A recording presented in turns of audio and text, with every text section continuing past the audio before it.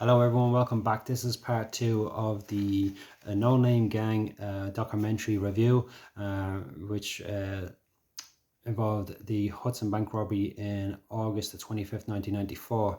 So as I was saying before in part one of the review, Anthony Shea and his gang, they were in the end convicted, or they were going to trial on the basis of the information that was not only given to them by the confession of John Burke, but also other people who had started to open up and who were immensely disappointed and aggrieved by two guys who had lost their lives in this bank robbery. So people in Boston, Dakota Silence are starting to unlock now. You know, people were kind of coming forward and saying this and blah blah blah, and they gathered all the information and made it. They brought a case there to the attorney and stuff. And I just want to read some bits. I don't want to spoil it too much in that, but it doesn't really, in the documentary, this is something that should have been elaborated, and it wasn't elaborated. And I think in order to get, it was only slightly talked about right at the end, you know, how they came up as, you know, getting them convicted. But it should have been elaborated more in the documentary, you know, and it wasn't. It's only when I did online searches and stuff and that. So what I find very strange is, and some of you will agree, some of you won't care. They'll say, so what? It doesn't really matter. But you know, the police, the FBI, the DEA, all the rest of them, they all work off informants, and that's fair enough. Okay, so they can get someone to confess up. They all work. So anyone who comes out, John Burke would have been seen as a rat. You know, he ratted out his brother, got to save himself basically to get his brother and these guys convicted. Now, John Burke, he, as I mentioned, you know, I think it was in 82 or 83, he self-confessed that, you know, he murdered a hitman. So the hitman was alleged that he was gonna come after John, and John got him before he, you know, the hitman got him. Now that could be just a cover up to make it look or sound good, in, you know, to get immunity, the police give him immunity from ever being convicted on it. There's more into that. I don't want to go into it. You can read up about it yourself. But John Burke, who basically didn't serve any time for that, is self-confessed. The person who he shot, his wife, his girlfriend, she was actually pregnant, and she gave birth the following day. She, you know, was there on the road, watched the man die, husband die, and gave birth, fell into birth the following day. So there's another, you know, child who grows up without the father. Okay, so I spoke earlier on previously about Ronald and Lawrence's family who suffered. There's another child that didn't, you know, grow up with the father, and the guy who killed his father is still walking around to this day, on the basis that the guards, you know, said it's okay as long as we get these other guys, we'll, you know, give you immunity from ever being charged with that. There's a lot of legal aspects into that, obviously, you know, and there's no point in me going into it. But I just want to read something there that I seen, and it's just in regards to John Burke. So the sixth defendant, John Burke, pleaded guilty in October, paid halfway through and tried to testify against the others, including his own brother Stephen. John Burke had the chance,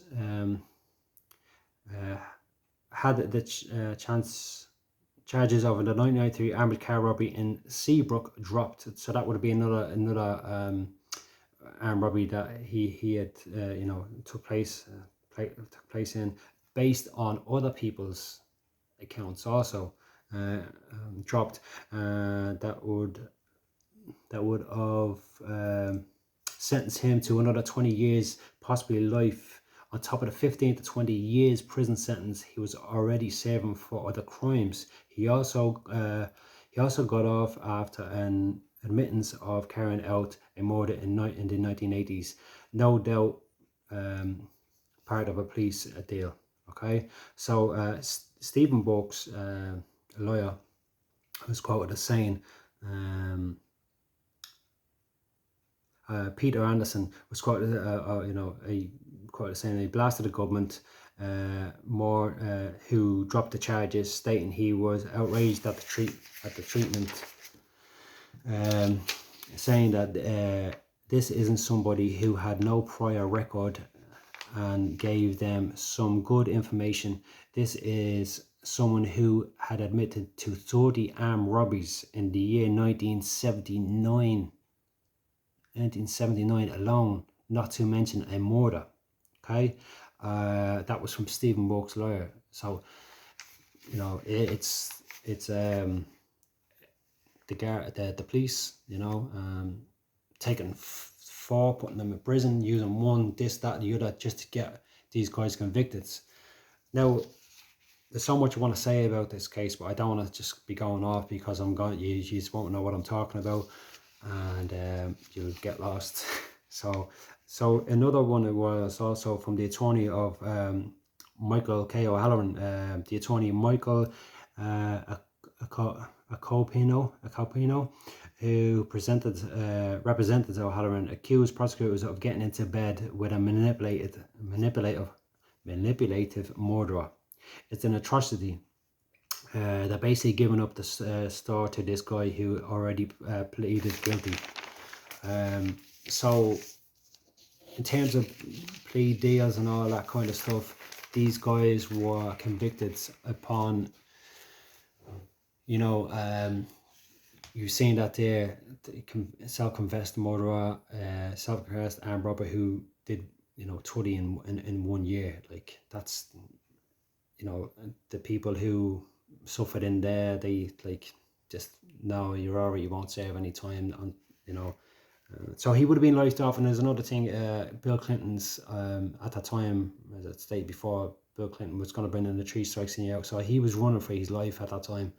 And I just thought that they should have put that in the documentary to give people a real understanding. You know, sometimes the police like to you know, give themselves the bravo and make themselves look really good, but and like I said before, if you can, in order to get people convicted, is one thing getting people convicted, but if you're going to do it in that way when other people don't get justice, I think, me personally, I think it's very wrong.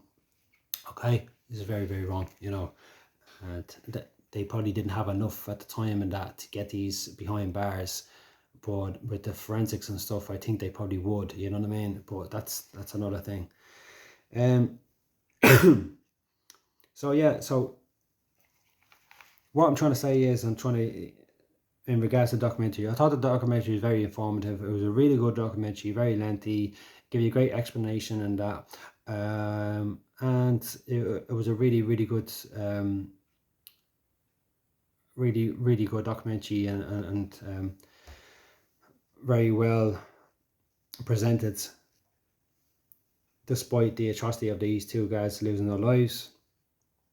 But I kind of, in my mind, when I look at people, and a lot of people will agree with me on this, and a lot of people will not agree with me on this, but in my mind, when I think about it now, I look at guys who have never opened their mouth. They have been like, take Michael K. O'Halloran, for instance, okay? So he's like 40 years of age, okay, he's a career criminal or whatever. Okay, he's, you know, you steal one bank, you've stealed one, you've stealed 100 in terms of the police, and that you're going to get lifed off, and that's it. That's the end of it. Okay, so so he doesn't open his mouth. In the documentary, the police said that when I caught O'Halloran, I took him into the room and he sat him down. He said, "Have you got anything to say to me?" And Michael K. O'Halloran turned around and said, "Yeah, go and fuck yourself," you know. So there's people who will do the time. Reading a book at the moment, and that John Red Shea, he was the same. The book is called Dirty Rat Bastards, and he never opened his mouth. He was involved. He was the bodyguard of Whitey Bulger, kind of like slash drug guy. and he never gave up anyone. So looking at Michael O'Halloran, you know, as the guard said, as the police said, very physically fit, handsome looking guy, well able to turn his hand to work. And I read pieces up about they possibly worked for like a film production crew where they were moving stuff around. So just basically appeared that type of guy, and I know a lot of them. You know, they're in a position in life where they come from a deprived background, projects and stuff and that, you know, and they get involved in life of crime because they don't see any way out. There is more opportunities now than what there was back then, but they will do everything. They will keep their body nice and fit and healthy. They stay away from drugs, which Stephen Burke and Michael O'Halloran in the documentary said that they stayed away. They tested Anthony Shea and Matthew McDonald's drug habit, and he is serving now life without no chance of parole. According to Anthony Shea, it was actually Stephen Burke who pulled the trigger. So if Michael Halloran, who was a childhood friend of Stephen Burke's, he didn't admit that it was Stephen, and the police are saying, okay, well, we're gonna let John away with murder, but you didn't pull the trigger. But because you're not opening your mouth, we're gonna lock you up, and you ain't never gonna see your family again. And you know, I gotta admit, like, you rob a bank. I mean, in terms of, like, yes, there was two guys that lost the life, you know, in this robbery, and I'm not condoning any violence or stuff like that. But it's very sad when you look at what John Burke did, and then get away with it scot-free. Michael Halloran didn't mention that he didn't pull the trigger. So he's with his childhood friend. He doesn't want to be seen as a rat in a tout, and you know, and also as well, if he does rat out, then he's gonna, you know, like, he's gonna have to go into the witness protection program and all the rest of it. And he's trying his best now in prison. He's probably strong as an ox, maintaining, doing really well, reading. I'm going to read a segment there from about Anthony Shea, who's trying to get out some sort of charge off his current played in prison. This is going up to 12. I'm going to do an extra one. I'm going to do a part 3 on this, okay, because I want to cut it short for you and that. So I'll carry on with part 3 now.